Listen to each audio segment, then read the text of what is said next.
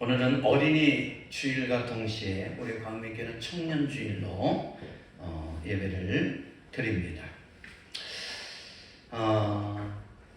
그래서 오늘은 요셉 이야기를 통해서 하나님 말씀을 전하고자 합니다.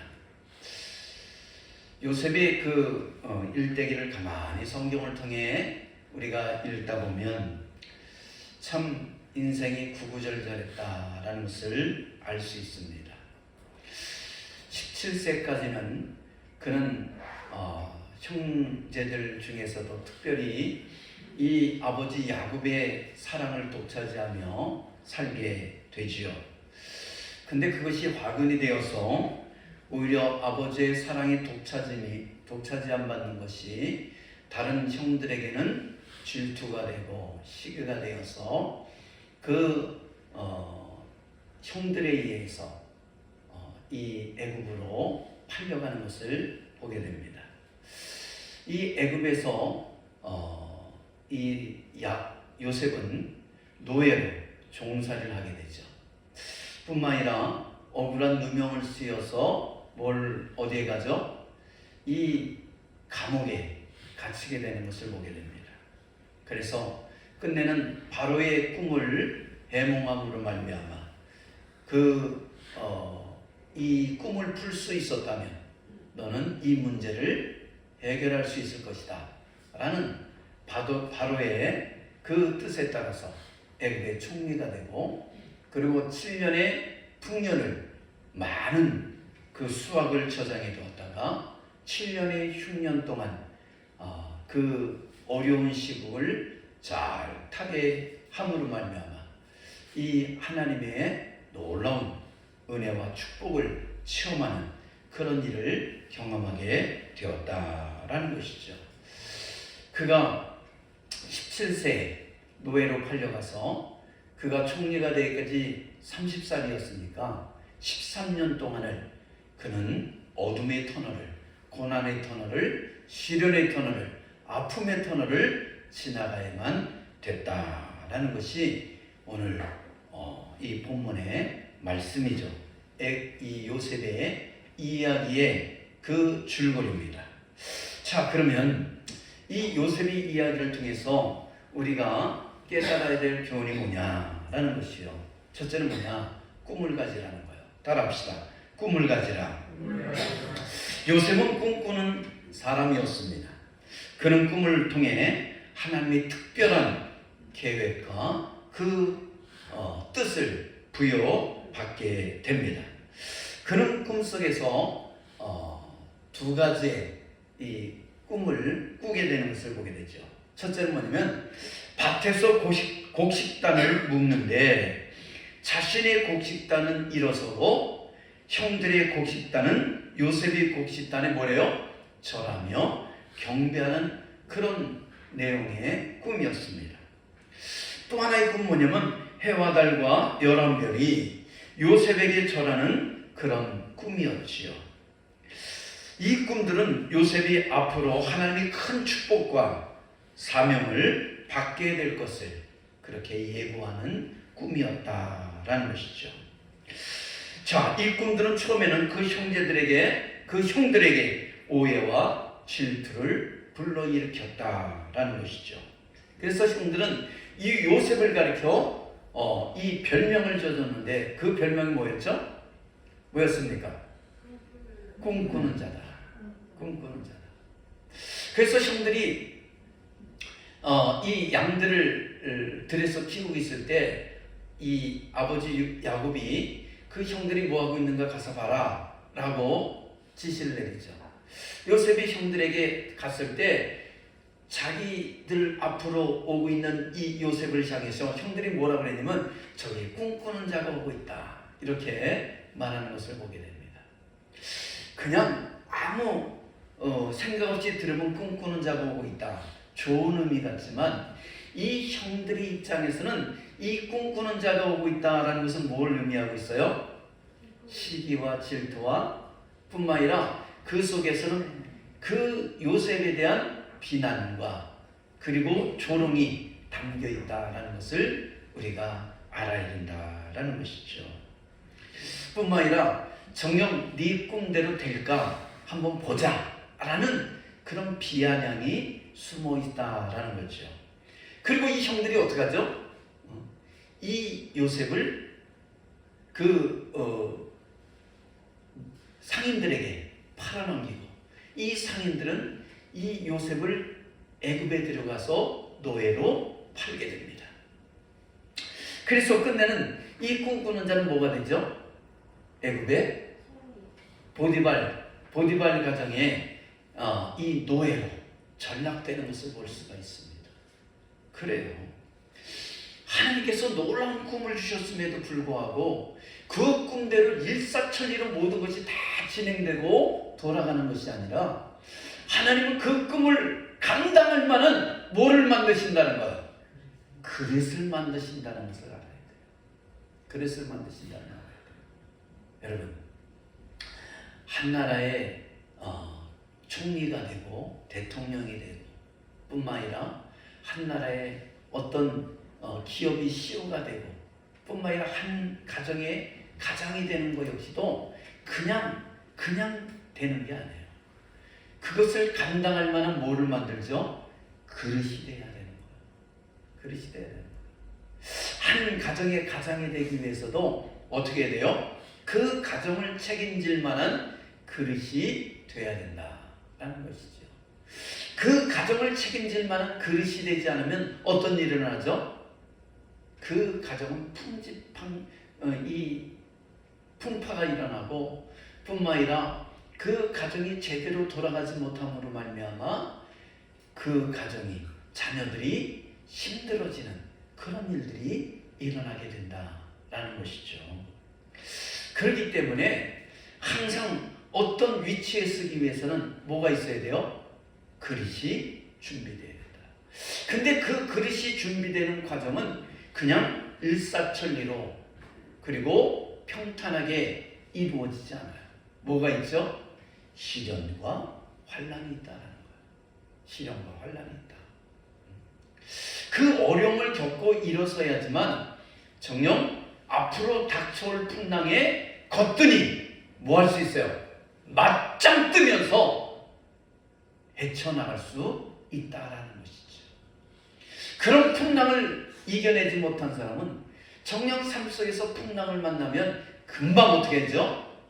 그 풍랑 속에 빠져들어가고, 그리고 헤어나지 못해서 허부적거리는 그런 인생의 삶을 발견할 수밖에 없다라는 것입니다. 그렇습니다. 요셉의 꿈은 하나님의 은혜와 계획이 어떻게 인간의 삶 속에서 이루어지는지를 보여주는 아름다운 그런 이야기입니다. 우리도 요셉의 이야기를 통해서 하나님의 크신 뜻과 은혜를 믿으며 어려움 속에서 희망을 잃지 않는 그런 믿음을 배우는 은혜가 있기를 축원합니다. 미국의 흑인 인권운동가인 목사가 있었어요. 누구였죠? 누굽니까? 마틴 루터 킹이에요. 마틴 루터 킹.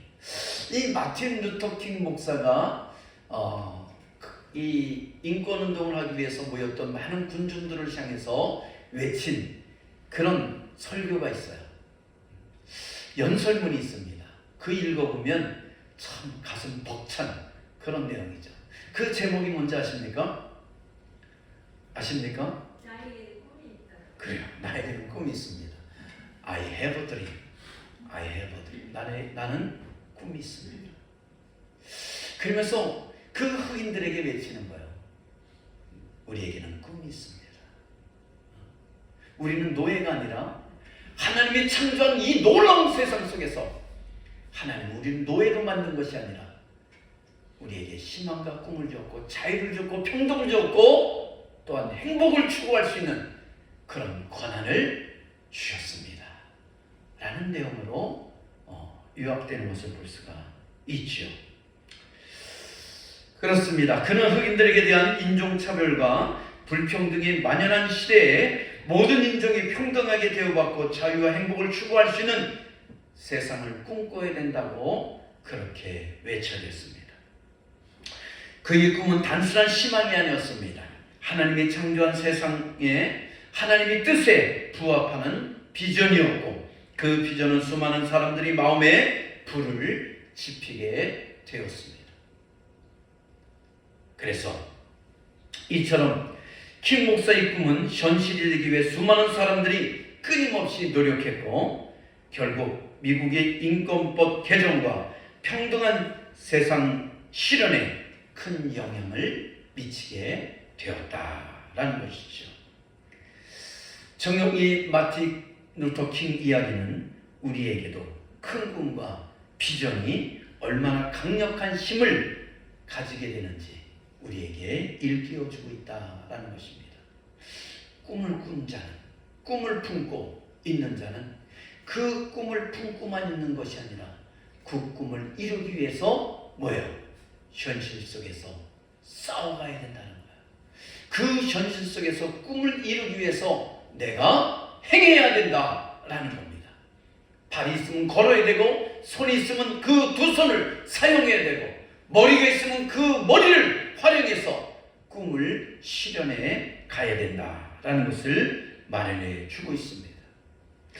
여러분, 정녕 2024년 12월 3일 일자에 보면 청소년 20청년들 25세 34세까지 구직하지 않고 쉬었습니다 하는 인구가 42만 1000명에 이른다고 합니다.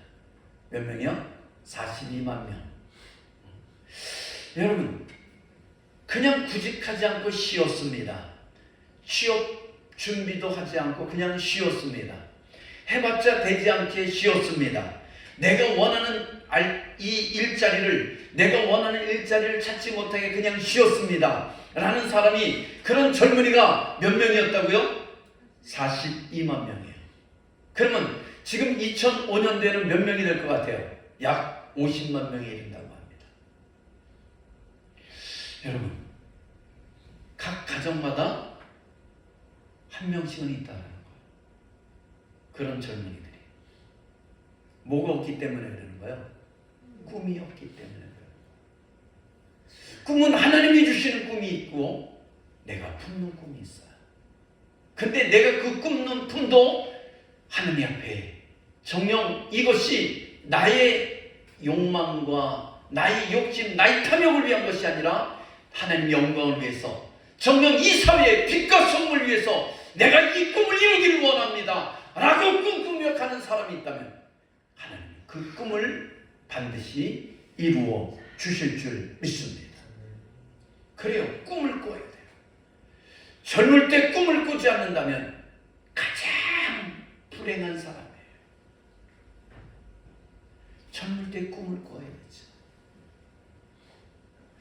그래서 우리의 제가 학창시절 때 그때 보면 많은 노래들 중에서 이 학창시절 때 뭘 하라고요?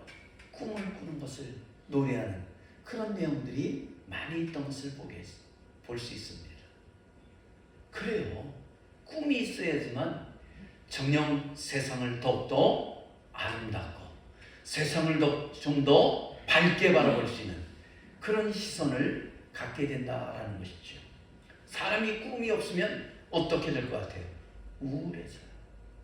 우울해진다니까요.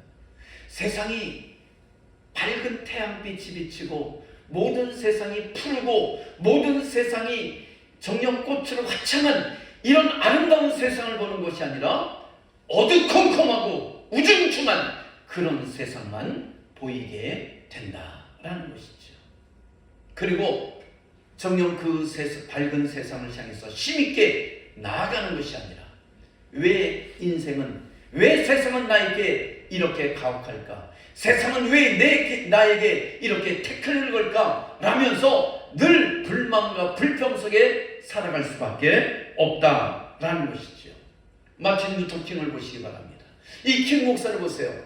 흑인들이 노예로서 뿐만 아니라 인종차별로서 불평등한 그런 대우를 받았습니다. 그러나 그에게는 꿈이 있었습니다.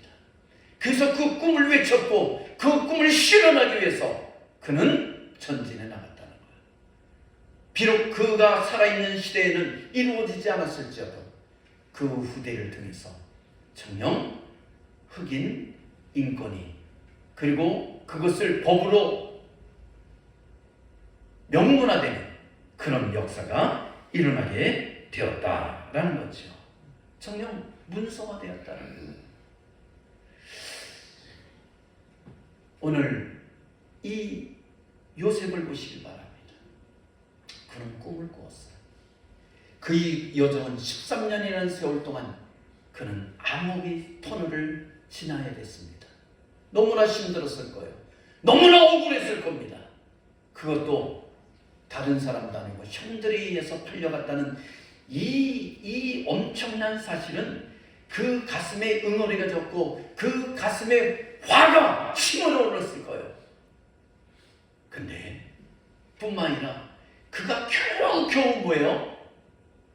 노예 생활 속에서 보디발의 가정에서 열심히 성실하게 일해서 인정받아서 뭐가 됐죠? 가정 총무의 자리까지 올랐어요.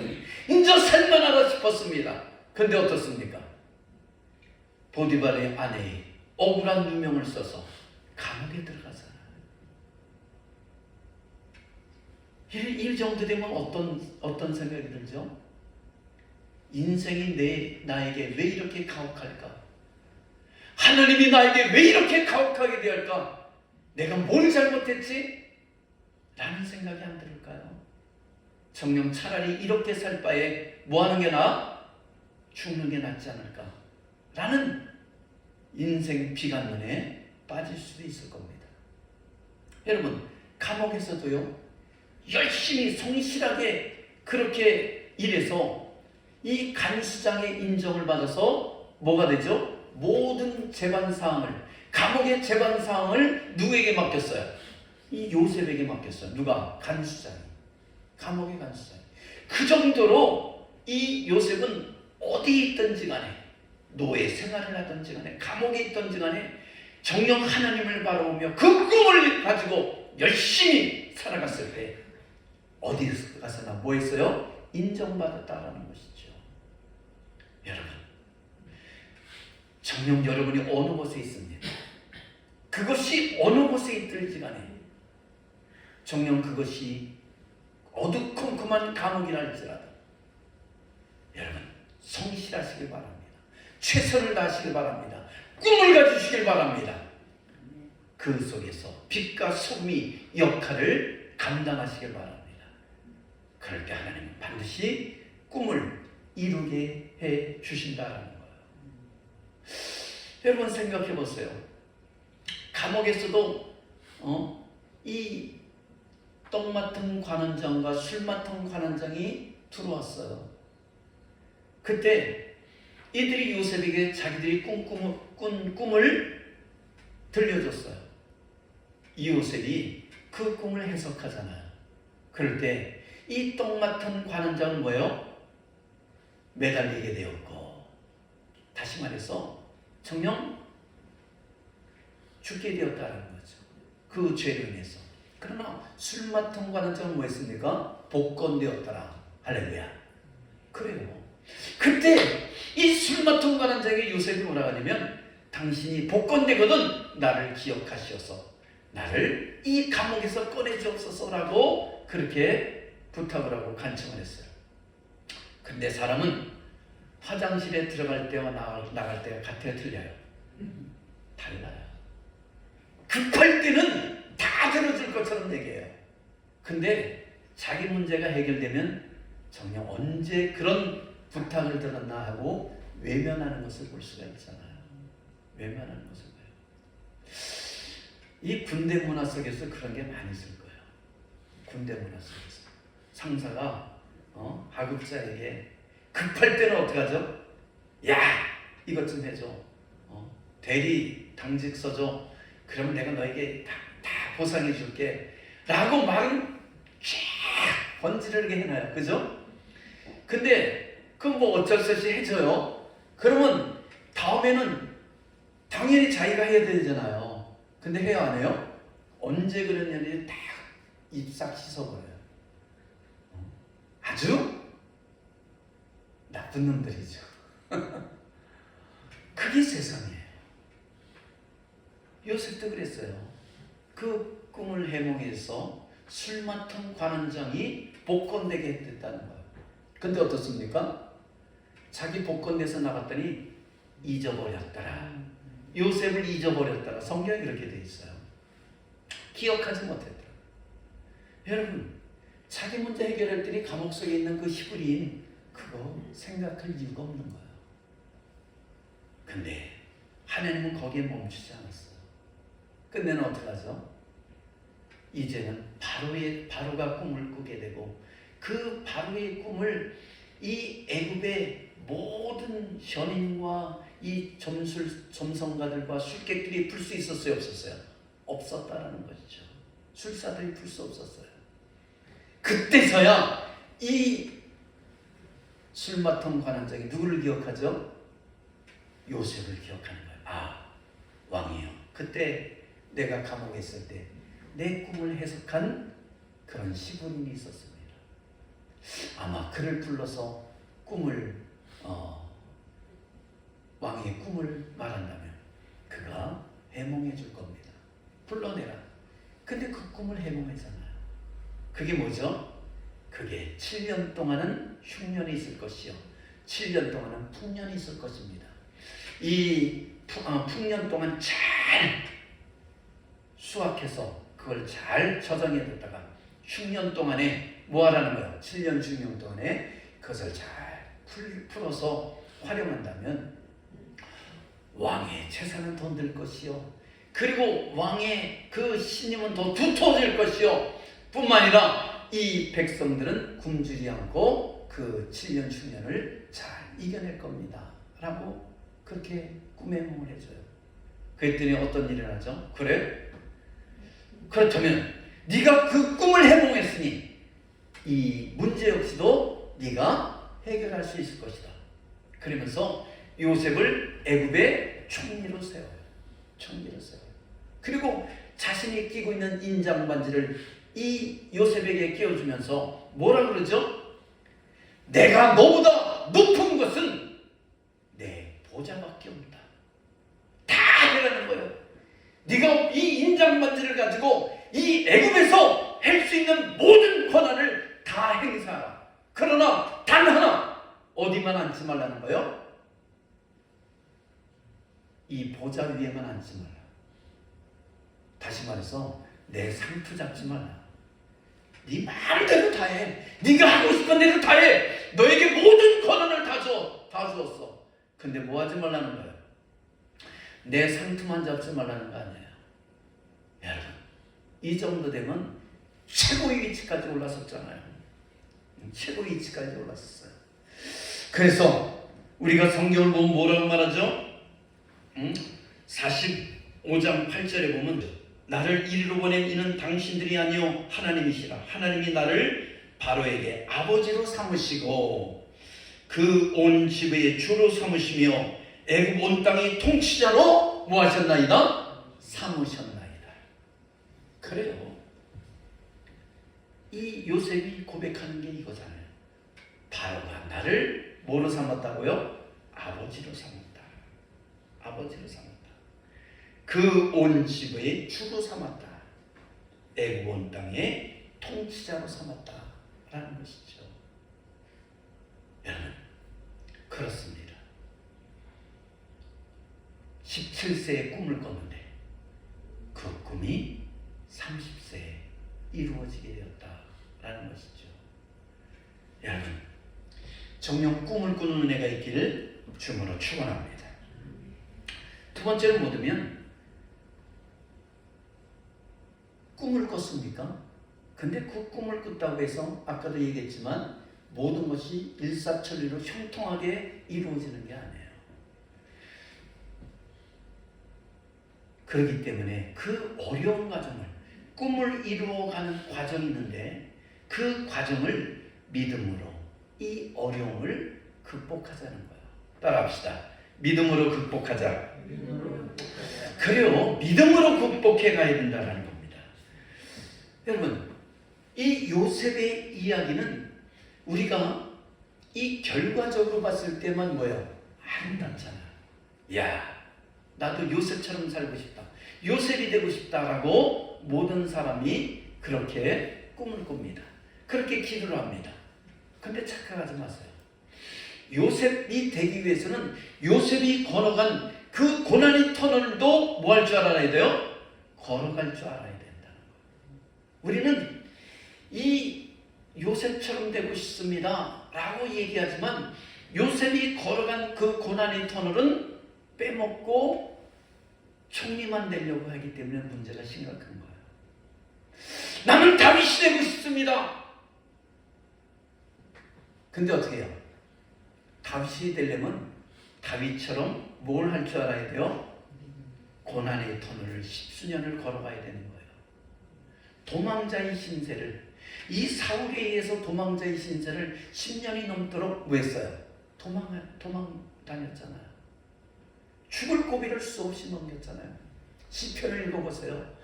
다윗이 그 죽을 고비를 넘기면서 정령 하나님 앞에 간절하게 기도한 내용들이 시편에 담겨 있어요. 뭐라고 얘기하는지 아세요? 내 눈과 내 영혼과 내 몸이 쓰하여 녹나이다. 내가 너무나 고통스러워서 그 눈물이 내 침상을 띄우나이다. 여러분, 얼마나 눈물을 많이 흘렸는지, 얼마나 힘들어서, 얼마나 고통스러운지 눈물을 흘렸는데 자기 뭐를 띄어요? 침상을 띄었대요. 이런 새빨간 거짓말에 과장이 어디 있어요? 근데도 저는 이해가 돼요. 그만큼 뭐 했다는 거예요? 힘들고 어려운 과정을 보냈다는 것을 그런 식으로 고백하잖아요. 그런 식으로 눈물로 고백하잖아요. 여러분, 꿈은 저절로 이루어지는 게 아니에요. 그냥 편하게 이루어지는 게 아니에요. 어려움과 고난과 억울함의 과정이 있다는 거예요. 그 과정을 뭐로 극복하는 거예요? 믿음으로 극복해가는 거예요. 여러분, 내가 고난의 터널을 지날지라도 혼자 가는 것이 아니라 그 길은 누가 함께 해주시는 길이에요? 하나님께서 함께 하시는 거예요. 우리가 성경을 요셉 이야기를 가만히 들여다보면 이 요셉이 보디발의 가정에 노예 생활할 때도 하나님께서 함께 하셔서 그 보디발의 가정을 형통하게 했더라. 할렐루야. 믿음의 사람이 가는 곳에 하나님께서 함께 하신 말미암아 그 가정을, 그 기업을, 그 직장을 형통하게 하는 역사가 일어나게 된다라는 것이죠. 여러분이 있는 그 일하는 그 일터, 여러분이 행하는 그 사업장을 여러분 그 사장 때문에 축복하는 게 아니에요. 누구 때문에요? 요셉과 같은 믿음의 사람, 여러분이 있기 때문에 그 사업장이, 그 기업이, 그 직장이 축복받는 거예요. 할렐루야. 자기가 기업 사업 수단이 좋아서 자기가 모든 것이 뛰어나서 잘 되는 것처럼 사장이나 그 CEO들이 말하고 있습니까? 그렇게 착각합니까? 아니요. 그건 착각이에요. 그게 아니라 여러분이 거기에 있기 때문에 여러분을 보고 하나님께서 그 기업을, 그 직장을 축복하고 있다는 것을 깨닫길 바랍니다. 할렐루야. 그래요. 왜요? 믿음의 사람들이 기도하기 때문에, 그리고 그 믿음의 자녀들이 그 속에서 정령 고통받지 않기 위해서 하나님께서는 그 있는 자리를 뭐 하시는 거예요? 축복해 주신다라는 거예요.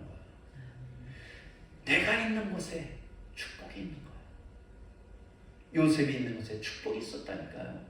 그가 감옥에 갔습니까? 감옥에 갔더니 그 감옥에서도 하나님께서 형통케 하셨더라.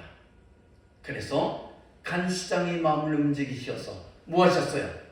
모든 재반 사항을, 이 사물을 요셉에게 맡겼더라. 할렐루야. 여러분, 총리가 됐습니까? 이제 총리를 했으니까 너 혼자 다 해? 아니요. 하나님께서 이 요셉과 함께함으로 말미암아 이 10년 동안 그 어려운 상황을 잘 극복하고 해결하게 하셨더라. 할렐루야. 그래요. 하나님이 함께 하셔야지만 어려운 상황을 극복하게 된다라는 것을 말해주고 있다라는 것이죠. 여러분, 생각해 보시길 바랍니다. 정말 얼마나 이 요셉이 억울했겠습니까? 형들에 의해서 팔려갔을 때 이 얼마나 억울했겠어요. 그나마 보디발의 가정에서 자리를 잡아서 가정총무로서 모든 것을 인정할 만하다, 살 만하다, 그래 노예더라도 그냥 여기서 있을 만하다 라고 여겼는데 보디발의 아내에 의해서 억울함을 당해서 감옥에 들어갔어요. 너무 억울하잖아요. 왜 내 인생은 이렇게 꼬일까? 왜 이렇게 뒤죽박죽일까? 왜 이래야 되지? 그러면서 막 화가 나잖아요. 내 인생이 화가 나지 않습니까? 여러분 그런 적 없습니까? 더군다나 감옥에서 이 술 맡은 관원장의 그 꿈을 풀어주고 나를 기억하소서, 당신이 복권되고 나를 기억하소서 했더니 어땠습니까? 복권되고 나서는 싹 잊어먹은 이 모습을 봤을 때 참 인생 거칠고 더럽구나 라는 생각 안 들어요? 왜 이래야지? 왜 이렇게 살아야 되지? 내가 뭘 그렇게 하는 게 잘못했을까? 그것도 하나의 이태가 아니라 13년이라는 세월 동안을 그렇게 구구절절 고난의 터널을 살았다면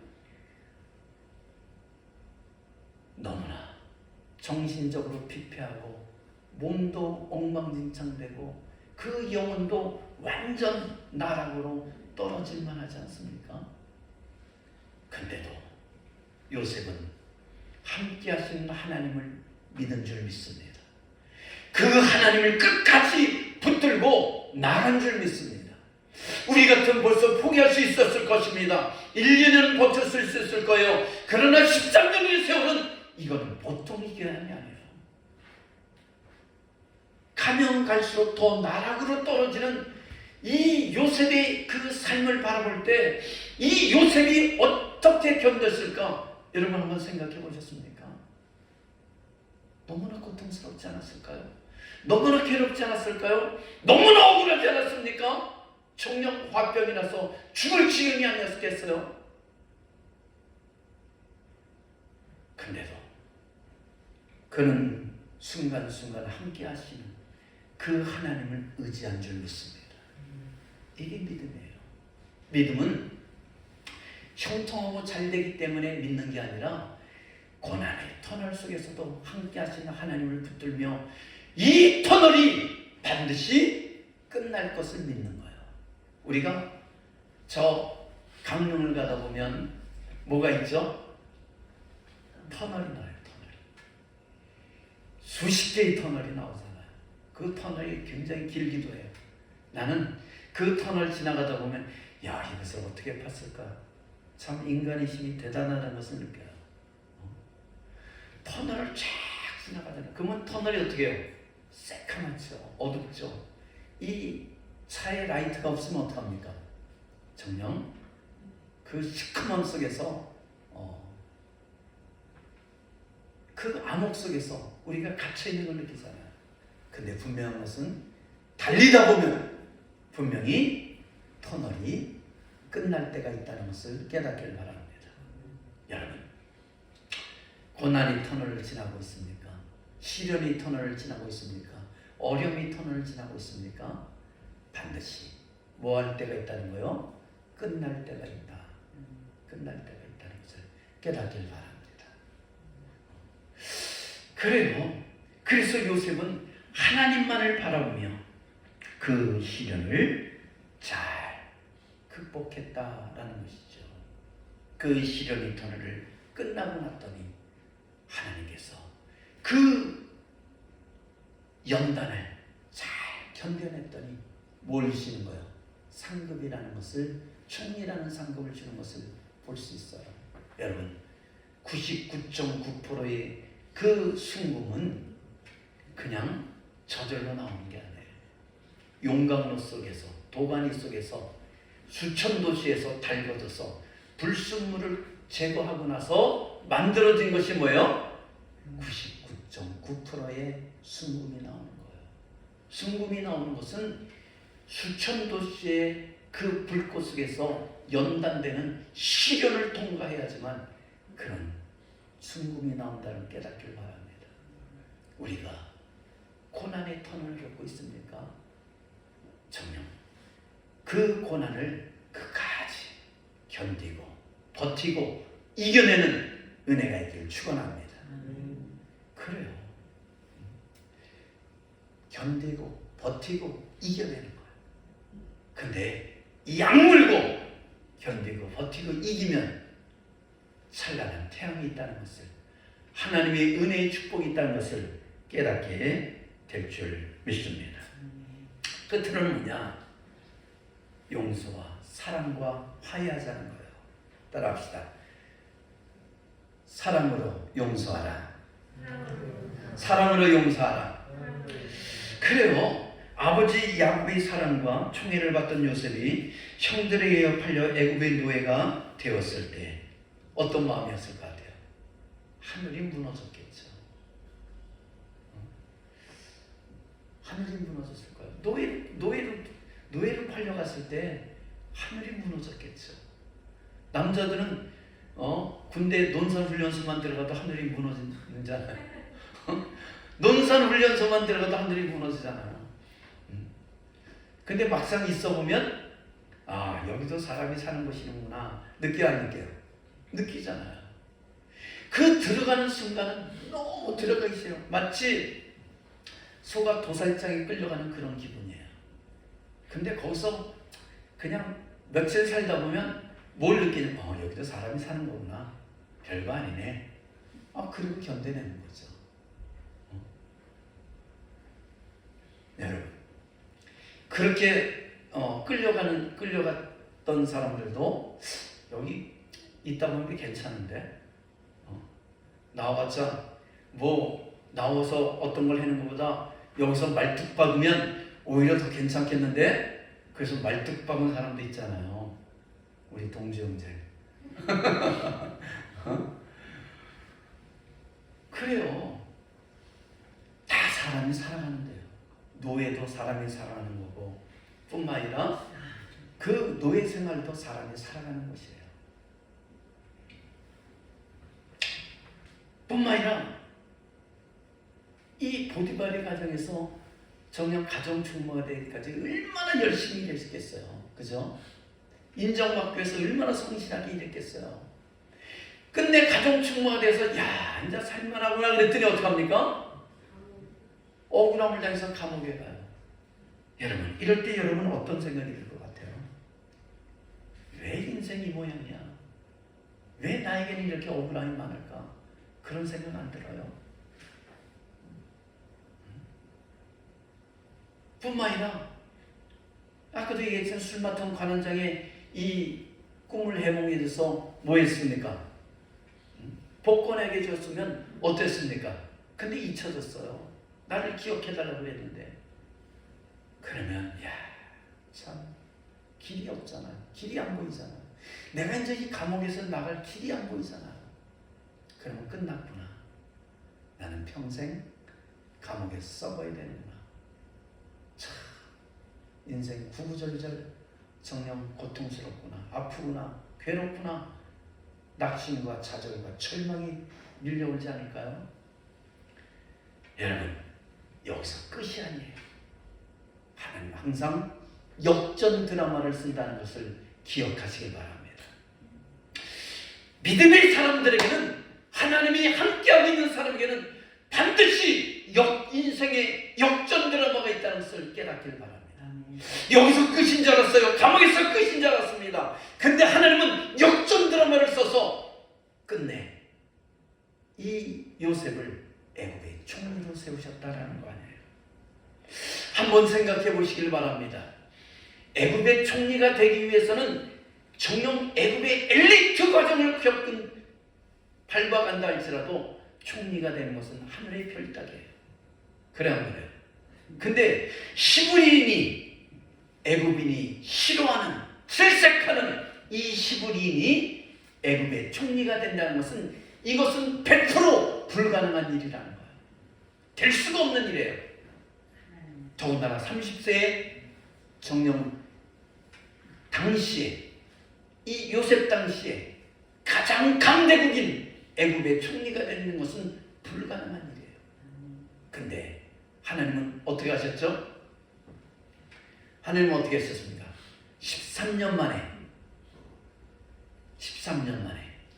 요셉을 애굽의 총리로 만들어줬어요. 엘리트 코스를 거는 게 아닙니다.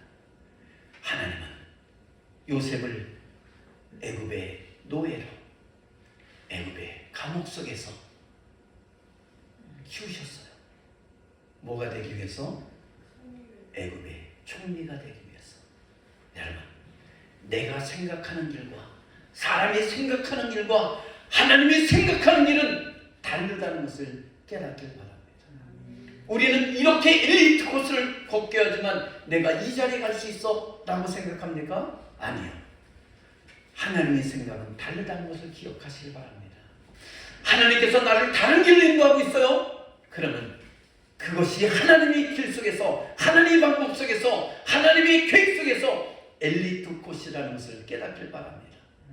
죽었다 깨어나도 수십 년이 돼도 수백 년이 돼도 애굽이 총리가 될 수 없던 사람을 13년 만에 감옥길을 통해서, 노예길을 통해서 정말 애굽의 총리로 세운 것은 하나님의 놀라운 계획과 하나님의 놀라운 뜻이라는 것을 깨닫길 바랍니다.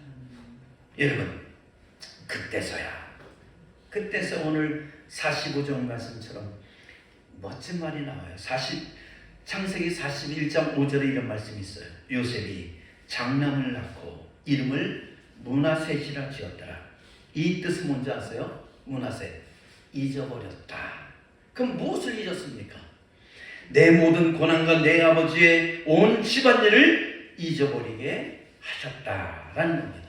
여러분, 요셉이 애굽의 총리가 되고 장남 므낫셋을 낳고야 그 동안의 모든 고난과 고통과 아픔과 억울함을 잊어버렸다는 거예요.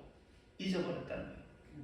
진짜 잊어버린 거예요? 기억이 상실돼서 잊어버린 거예요? 아니요. 하나님의 뜻을 알았다는 거예요. 하나님께서 이 길을 통해서, 하나님께서 이 노예 길을 통해서, 하나님께서 이 감옥 길을 통해서 나를 애굽의 총리로 세우셨구나. 그리고 나에게 가정을 이루게 하고 나에게 아들을 주셨구나. 그랬더니 이제 자신의 그동안 처했던 억울함, 고난, 고통, 그 슬픔, 괴로움, 좌절, 이런 것을 뭐 하는 거예요? 잊을 수 있었다라는 거예요. 할렐루야. 형들이 나를 팔아먹은 그 형들에 대한 원망을 뭐 할 수 있었다는 거예요? 잊을 수 있었다라는 것이죠. 왜요? 하나님의 큰 계획을 보았기 때문에 그래요. 그래서 창세기 45장 오늘 본문의 말씀 보면 형들이 애굽으로 곡식을 살아왔을 때 형들을 시험합니다. 형들이 선하게 변한 것을 알고 자신이 요셉을 밝히게 됩니다. 그래서 형들이 생각했을 이제 죽었구나. 요셉이 애굽의 총리가 되었으니 우리는 죽었구나. 그렇게 생각했을 거예요. 그때 요셉은 뭐라고 말하죠? 5절 봅니다. 5절 한번 읽어봅니다. 시작. 당신들이 나를 애굽에 팔았다고 해서 근심하지 마소서, 한탄하지 마소서. 하나님이 생명을 구하시려고 나를 당신들보다 먼저 보내셨나이다. 하나님이 큰 구원으로 당신들이 생명을 보존하고 당신들이 후손을 세상에 두시려고 나를 당신들보다 먼저 보내셨나니 그런즉 나를 이리로 보낸 이는 당신들이 아니요 하나님이시라. 하나님이 나를 바로에게 아버지로 삼으시고 그 온 집의 주로 삼으시며 애굽의 통치자로 삼으셨나이다. 할렐루야. 무슨 뜻입니까? 요셉이 애굽에 온 것은 형들이 나를 팔아서 내가 애굽에 종살이 하러 온 것이 아니라, 노예가 된 것이 아니라, 감옥에 들어간 것이 아니라, 하나님이 놀라운 계획 속에서 정녕 하나님께서 약속한 믿음의 백성들을, 믿음의 자손들을 구원하기 위해서 나를 미리 애굽으로 보내셨다라는 것을 깨달았다라는 것이죠. 형들에 의해서 내가 팔려온 것이 아니라 하나님께서 나를 이 애굽 땅에 보내셔서 애굽의 총리를 만드시고 이 흉년 때 바로 야곱과 그의 모든 자손들을 다 구원할 수 있는 길을 열어주셨다라는 것이죠. 그것을 총리가 되고 나서야 깨달았다라는 거 아니에요. 할렐루야. 여러분, 지금 고통스럽습니까? 지금 원망스럽습니까? 지금 너무나 아픕니까? 지금 이해할 수 없지만 믿고 주님을 믿고 정녕 묵묵하게 기도하며 걸어가시길 바랍니다. 때가 되면 이래서 하나님께서 이렇게 시련의 길을, 고난의 길을, 역경의 길을, 아픔의 길을 걸어가게 하셨구나라는 것을 깨닫게 될 줄 믿습니다.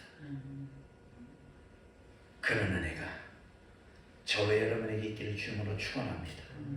그래서 이 요셉은 형들이 왔을 때 당신이 나를 파는 게 아닙니다. 당신들이 나를 파는 게 아니라 하나님의 계획 속에서 여러분들을 구원하려고 나를 미리 보내신 것을 내가 깨달았으니 이제 두려워하지 마소서, 탄식하지 마소서. 내가 당신들을 이 흉년 속에서 나의 모든 형제 가족들을 구원해내겠습니다 라고 약속하는 것을 볼 수 있다는 거죠. 할렐루야. 그래서 용서의 손을 내밀었고 화해의 손을 내밀었다는 겁니다. 항상 많이 가진 자가 넉넉한 것이 아니에요. 어떤 사람이 넉넉한지 아세요? 믿음이 풍성한 자가, 하나님의 은혜를 많이 가진 자가 화해의 손을 내밀고 정녕 용서의 손을 내민다는 것을 깨닫길 바랍니다. 세상에 물질을 가진 자, 세상에 권력을 가진 자가 손을 내미는 게 아니에요. 하나님의 사랑이 풍성한 자가 화해의 손을, 사랑의 손을, 화해의 손을 내민다는 것을 깨닫고 정녕 여러분이 그 하나님의 놀라운 은혜를 풍성하게 받아서 많은 사람들에게 용서의 손을, 화해의 손을 내미는 그런 넉넉한 하나님의 자녀 되기를 주님으로 축원합니다. 기도합니다. 사랑이 많으신 하나님 감사합니다. 오늘 우리에게 귀한 은혜 허락하시고 주님의 존재로서 예배드리며 경배하며 찬양드리게 하시니 감사합니다. 축복하여 주시고 은혜 베푸시고 역사하여 주시옵소서. 그래서 늘 이 요셉이 그 이야기처럼 꿈을 갖고 뿐만 아니라 믿음을 갖고 용서할 수 있는, 화해할 수 있는 손길이 되게 도와주옵소서. 예수님으로 감사하며 기도하옵나이다. 아멘.